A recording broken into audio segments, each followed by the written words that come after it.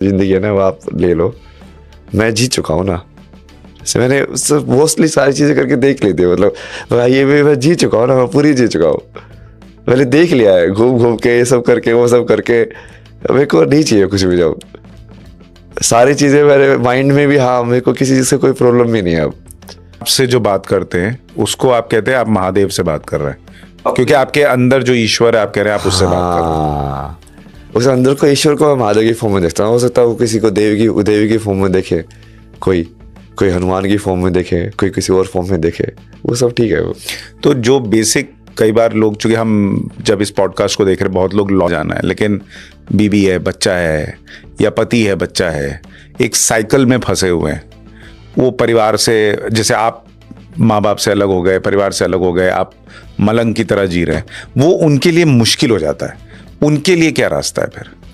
नहीं, इसके ऊपर जैसे आप पहले तो ये समझो कि कर्म योग क्या होता है। क्या सबसे पहला क्वेश्चन ये होगा कि क्या कोई गृहस्थ जो है वो योगी बन सकता है?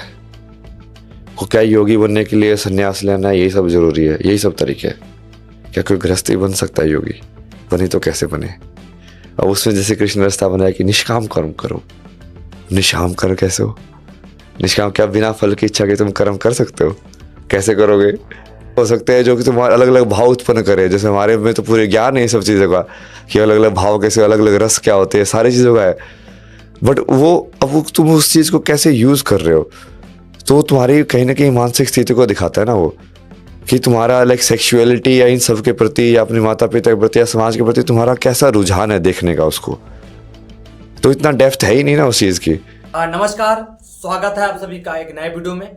दोस्तों, आज मैं अपने मन के विचार और कुछ भावना व्यक्त करना चाहता हूं। और आप सभी को पता ही है कि जो पिछला महीना चला गया, कुंभ के मेला चल रहा था और 12 साल के बाद आया हुआ था। और इस बार कुंभ का मेला में काफी सारे लोग, बाबाएं, कुछ लोग वायरल हुए हैं, जिसमें से सबसे ज्यादा चर्चित वायरल आईटी वाले बाबा जो सबसे ज़्यादा फेमस हुए और हर जगह सुर्खियां बटोर रहे हैं। और फेमस जगह YouTube, social media, news channel वाला, हर जगह आईटी वाले बाबा हैं। और बहुत सारे लोग, कुछ सारे लोग उसको पागल समझ रहे हैं, उसका मेंटली दिमाग खराब हो गया है कि नहीं, डिप्रेशन में है। तो कई सारे लोग आईटी बाबा को कुछ न कुछ बोले जा रहे हैं।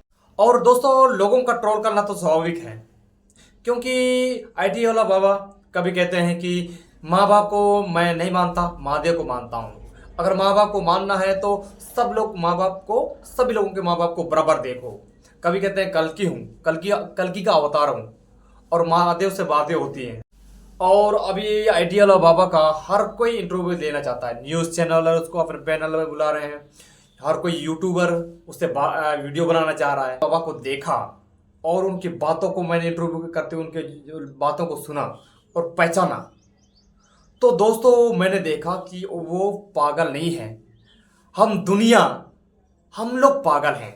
और वो आईटी वाला बाबा शायद अपने महादेव के प्रति इतना ज़्यादा लीन हो गए कि जो हम लोग का मानव जीवन, मनुष्य जीवन, इसको से परे हटकर ऊपर लेवल तक चले गए हैं।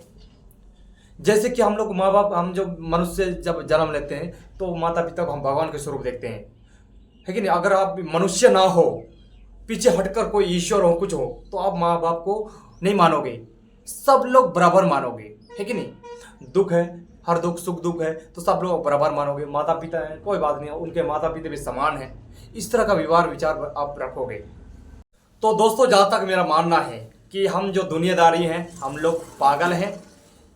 आईटी वाला बाबा पागल नहीं है, क्योंकि उन्होंने इतना उम्र में ही सब कुछ देख लिया, सब कुछ करके देख लिया, सब कुछ जो हमारा जीवन चक्र है कि नहीं।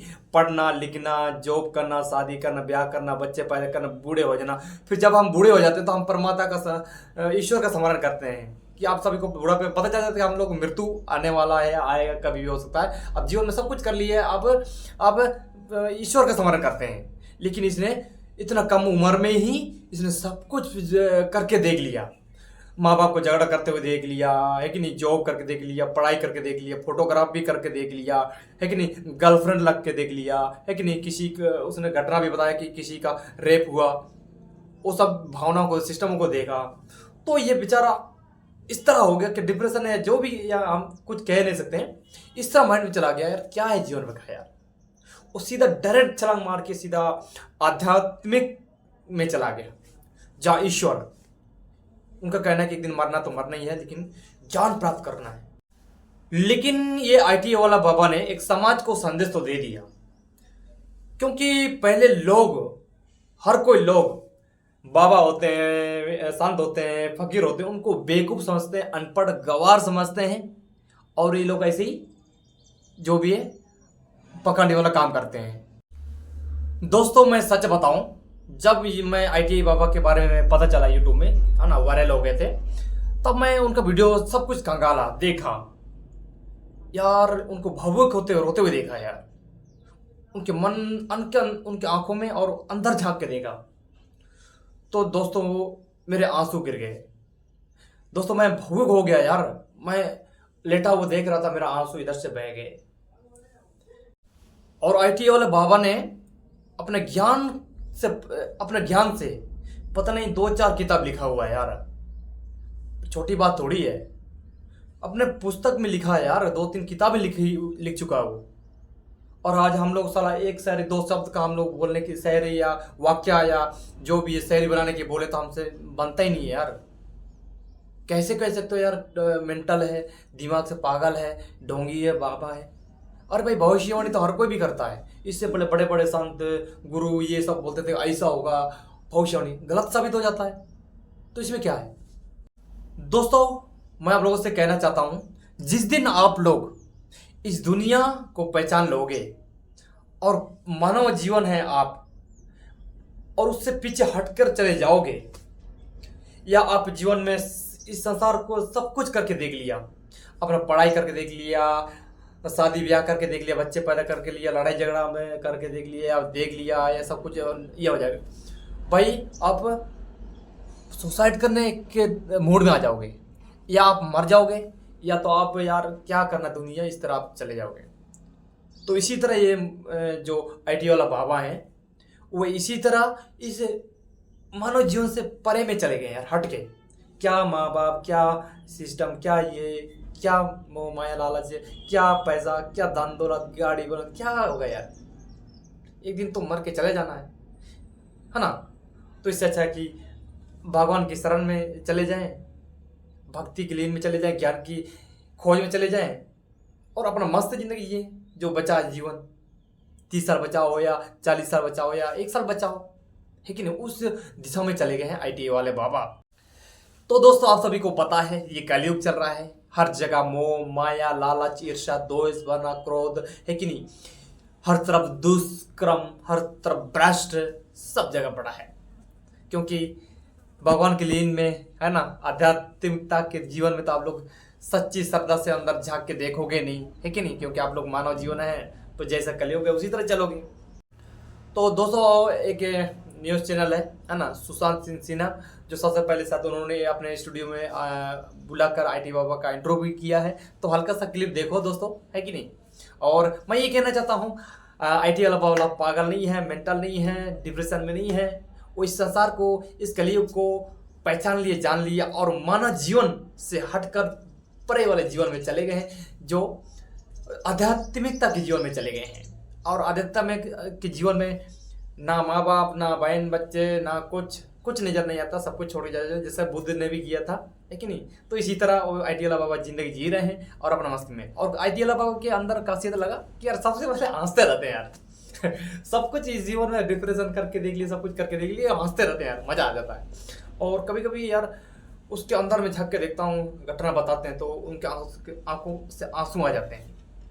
तो दोस्तों देखो यार, सुशांत सिन्हा ने जो इंटरव्यू लिया, हल्का सा आप लोग देखो और एंजॉय कीजिए। जिंदगी है ना, वो आप ले लो, मैं जी चुका हूँ ना, मैंने मोस्टली सारी चीज़ें करके देख ली थी, मतलब ये भी मैं जी चुका हूँ ना, मैं पूरी जी चुका हूँ, मैंने देख लिया है, घूम घूम के ये सब करके वो सब करके, मेरे को नहीं चाहिए कुछ भी। जब सारी चीज़ें मेरे माइंड में भी, हाँ मेरे को किसी चीज़ से कोई प्रॉब्लम भी नहीं है। अब उस टाइम पे घर वाला भी मेरे को समझ में आ गया था, मैं हाँ ये ऐसी है ना, ये तो सर्कल है, कोई दिक्कत नहीं है इसकी। तो उस टाइम पे पहली बार हुआ था। फिर उस टाइम के बाद उन्होंने बहुत सारी अजीब अजीब हरकतें, जैसे वो वहाँ पे बैठ के अलगरी नंदिनी के ऊपर वो तांडव करता रहता था कनाडा में सड़कों में जाके कहीं ध्यान करता रहता था जंगल में। फिर वो अलग ही ट्रैक पे ले गए, कभी रात को 3 मिर्ची खिला रहे कि अब ये खा भाई, ये खा भाई, ऐसे कर। अजीब अजीब चीज़ है ना। उस टाइम पे कोई देखे तो ऐसा लगा ये तो पागल ही हो गया। क्योंकि आपको तो महादेव आप कह रहे हैं दिख रहे हैं, दूसरे को तो कुछ दिख नहीं रहा। हाँ, तो क्या ही कर रहा है सड़क पे। बिना उस तत्व के गुण को समझे हुए कोई चीज़ करने से तो वो हार्म ही करती है। बड़ी तुमको समझ में आती है उसको यूज़ कैसे करना है। तो जैसे कोई ज़्यादा वाले दवाई भी तुम्हारे लिए जहर बन सकते हैं जो तुमको पता ना हो कैसे यूज़ करनी है। कर्म योग क्या होता है? क्या सबसे पहला क्वेश्चन ये होगा कि क्या कोई गृहस्थ जो है वो योगी बन सकता है? को क्या योगी बनने के लिए संन्यास लेना है, यही सब जरूरी है, यही सब तरीके है? क्या कोई गृहस्थ ही बन सकता है योगी? बने तो कैसे बने? अब उसमें जैसे कृष्ण रास्ता बनाया कि निष्काम कर्म करो। निष्काम कर्म कैसे हो? निष्काम क्या बिना फल की इच्छा के तुम कर्म कर सकते हो? कैसे करोगे? तो उसकी जो डिटेल है ना उसको समझना बहुत जरूरी है।